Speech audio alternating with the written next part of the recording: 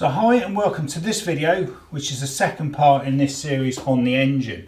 So this series is really about this engine, but I was planning to actually do the removal of the gearbox in this second episode, but basically completely overlooked the drive shafts because they're already off the car. But in videoing that, it actually took a bit longer than I thought. So this is actually all about the drive shafts. Now, if you've come to this video going, well, I need to remove the drive shafts, and you see this, they're already off the car, so that's not going to be much use to you. So I will say at this point that you do need to remove the spring clip, the cage, the main axle nut with a 35mm socket, and that would be quite tight, so you'd have to have the wheel on the ground and a big breaker bar for that. You'd also need to remove the steering track rod end with a 16mm socket, and also the lower ball joint, which would be a 16 and 17mm socket. And then obviously that would enable you to get to this point of removing the drive shaft. So in this video, it's basically about removing the drive shafts from the back of the engine here. And also I'm going to take a quick look at the joints inside, because often some of us may be unaware of what's underneath the rubber boots, and sometimes we get a split CV boot and we need to replace it. So it's worth just having a look underneath to see what's actually going on. So I've also done that in this video, and then hopefully the next video, which will be part 3, I plan to actually remove the gearbox. So anyway, hopefully you'll find this of interest, and if you do, I'd appreciate it if you could like and subscribe, and have a good weekend. So step 1 is to drain the gearbox oil. So it's actually raining quite heavily at the moment, probably picking that up on the microphones. So to remove this breather filler cap, it's a 17mm socket, and then we just pop that out. So that will let the air in.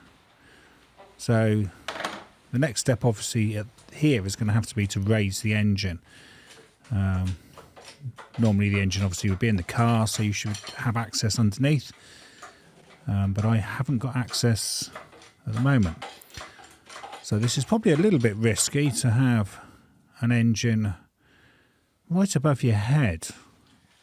Hopefully those chains will hold, otherwise it could be a trip to A&E. But anyway, so for the drain socket, it's a 21mm socket, or you can use an 8mm square drive. So I'm just going to use a 8mm square drive here, because obviously that won't pop off the head of the screw so easily. So now what I did notice was a little bit of water came out there, but I'm thinking that might be when I jet washed the engine. So it might have got in that breather pipe. So there should be around 1.9 litres should drain from the BE4/5 gearbox. So we'll let that drain now. Note the little copper sealing washer there, because technically when you come to replace that, that should be changed for a new copper washer. So we'll just pop that in. I won't tighten that up. But you would normally torque that to 35 Newton meters. But obviously there's no oil in it, so we'll need to do it. So have a quick look here, and it looks like there's about 2 litres that has come out. So that should be okay. So I can now safely lower that engine, which will make me feel a lot more comfortable. And there she comes. So I will be stripping all of this completely apart in the future episodes. So let's get that onto the bench, I say. Not really a bench. It's more of a old-fashioned TV stand, that for a school. But anyway. Right, so now on to removing the actual drive shafts. Now, like I said at the beginning of the video, obviously you would normally remove the drive shaft nuts, the track rod ends nuts, and the lower ball joint bolt. So now we can carefully pull the drive shaft out, making sure that we don't damage the rubber seals there inside the differential housing. So I'll get that out of the way, and then probably ought to just put the filler plug back in so I don't lose that or get any dirt in there. And then that would normally be torqued to 15 Newton meters. So if I now focus on these two nuts here, you'll need an 11mm deep socket for these. These are the bearing retaining nuts. Now they are quite awkward and fiddly to get in there.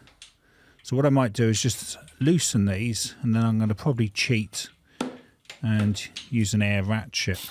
Here we go. This should spin them out nice and quickly. So we'll just get those off. And then there's like a head on the other end, which is offset. And you need to turn it a quarter turn to actually allow the bearing to come out of that bearing housing. So here's the second one. That's the really awkward one. Okay, give it a quarter turn to get the nut off. Then a quarter turn. And then we can withdraw the drive shaft. So this will be the right hand side drive shaft. So again, we need to just withdraw it very carefully so we don't damage the delicate rubber seals that are in that differential housing. So we'll have a closer look at those two bolts or screws in a minute. But as you can see, they are sort of like a one-sided head there. Right, so that's the drive shaft intermediate bearing there.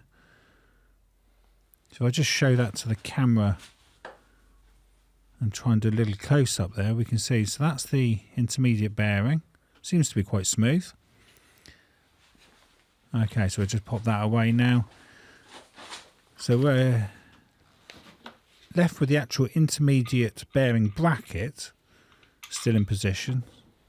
So we'll just show you how these heads operate, because when it's under the car it is quite awkward. So you just got to undo those and then turn them a quarter turn. I'll pop the nuts back on there so I don't lose them. And there they are. Okay then. Right then, so let's take a closer look at the CV joint and the tripod plunge joint. So it's easy to forget actually how important the job of the CV joints are on especially a front wheel drive car, because there's a huge steering angle, and what with the suspension moving up and down, that these drive shafts have to still maintain drive to the hubs even when things are extreme angles. And obviously that's the job of the CV joint and the tripod plunge joint. But anyway, so we'll pop this one in. So what you've got there is a metal band on the end. That's from the factory. So I'll need to cut that off with a hacksaw. So I'll try and go at an angle here so I don't actually cut into the rubber at all. So if I just try and get my angle right, I should be able to get through that without cutting it. The rubber, that is. Right, there we go. That was easily done. So might just get rid of that aluminium dust. We definitely don't want that in the joint. Yeah, so this is obviously the original. Now there's actually sort of like a joint in that. I'll show that close up in a minute. So I believe this is the Burfield CV joint because it has the ball and cage. So I just forgot there, we have obviously got to cut the other one as well to allow that rubber boot to slide back along the drive shaft. There we go.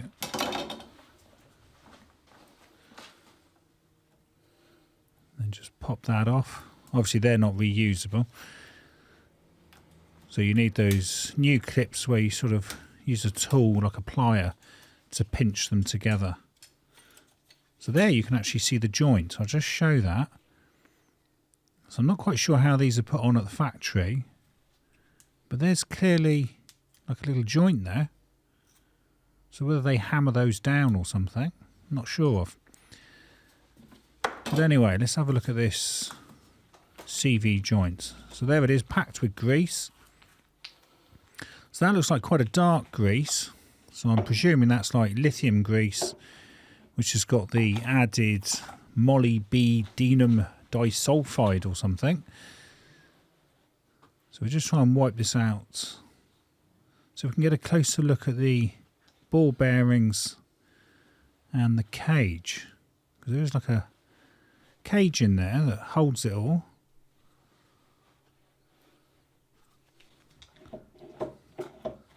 So as you can see, there's a huge amount of movement there.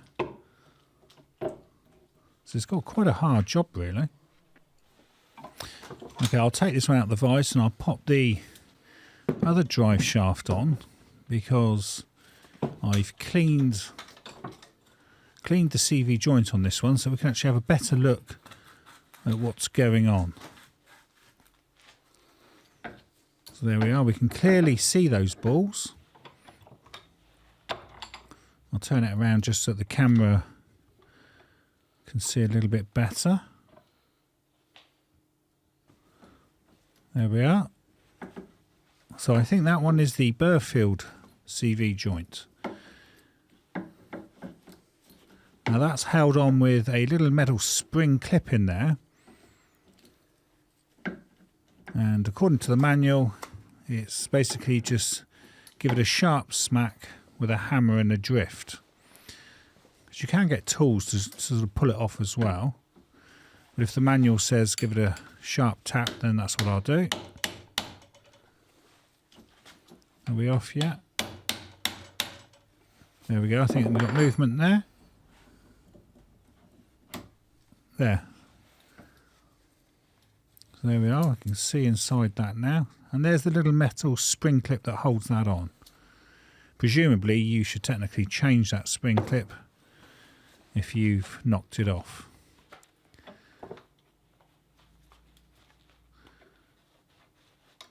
So there's inside the rubber boot. Often these boots seem to split quite easily. The factory ones normally last quite well. But once you go onto the aftermarket, they never seem to last that long. And then trying the ones where you glue them together, they can be a nightmare. And still leak. But anyway, so there's our Burfield joint. Just trying to show as much of that as possible. Not something we always see every day. So that's got 6 balls in it.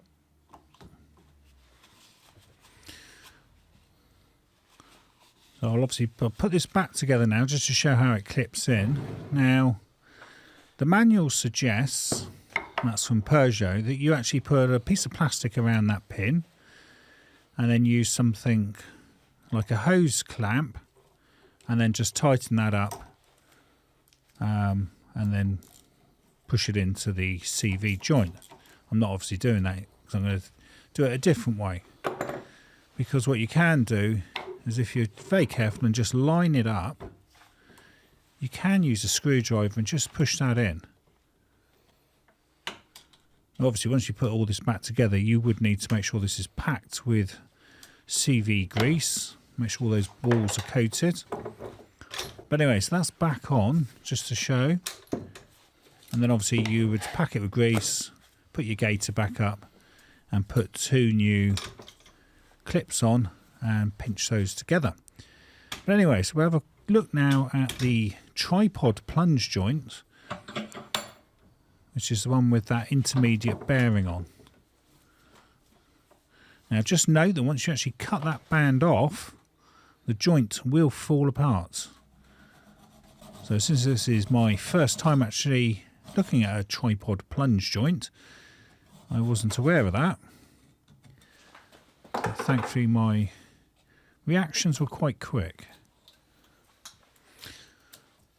So here's the first band off.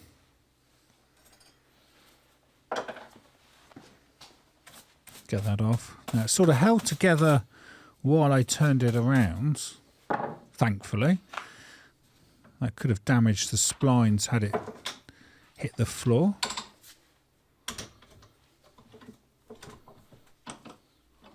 So then obviously I cut the second one. Again, I'm going there at an angle. They're very easy to get through there. It's only thin aluminium. And then carefully pop that off. Like I say, this car's not going back on the road, so I don't need to sort of worry about actually putting it all back together 100% correctly. It's literally just for making YouTube videos now. And here we go, and it's going to drop now. Got my reactions quite quick here. There. Yeah, so just be aware of that. So this is a tripod plunge joint, and appears to be a spring in the end. Like I said, I've not actually looked at one of these before. So this one seems to just have lithium grease in, presumably, because it's just a light colour. It's not sort of dark graphite like the one with Molly B in. So I'll give this a clean up because, like I say, I've not seen one of these before. So it appears we've got needle bearings there. So I should imagine if you manage to let them loose, you're never going to find all of those again. There's certainly a lot of little needle bearings in there. Now I think some of them you could take off a circlip on the end and then remove this tripod part. But on this one it looks like it might be punched on. So I'll leave it as it is. But there we are, that's all cleaned up now. So we can see how this works, just sitting there seeing if there's much of a gap between those little needle bearings. All looks good.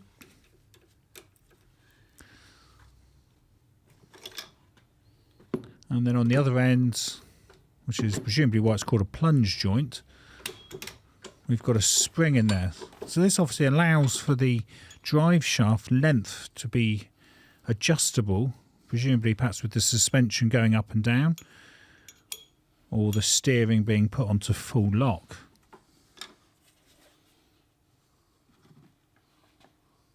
And there we have it.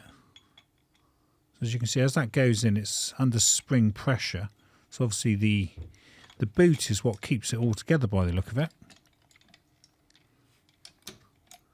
Not as much movement on that as on the outer CV joint.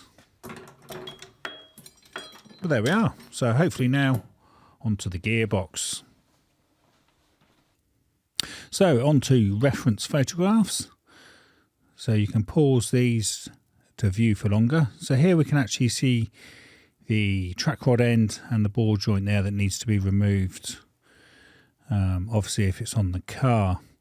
So here we've just got an overview of the engine. There we can see the top filler plug. And there's the intermediate bearing bracket. Here's another view of the drive shafts there.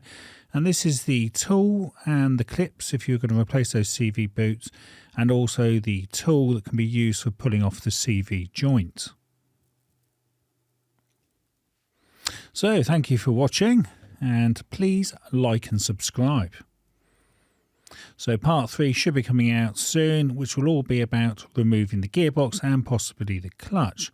This video was filmed and edited by me, Mark Savage, in December 2022, and I can be found on Instagram and Facebook as Coats and Gators.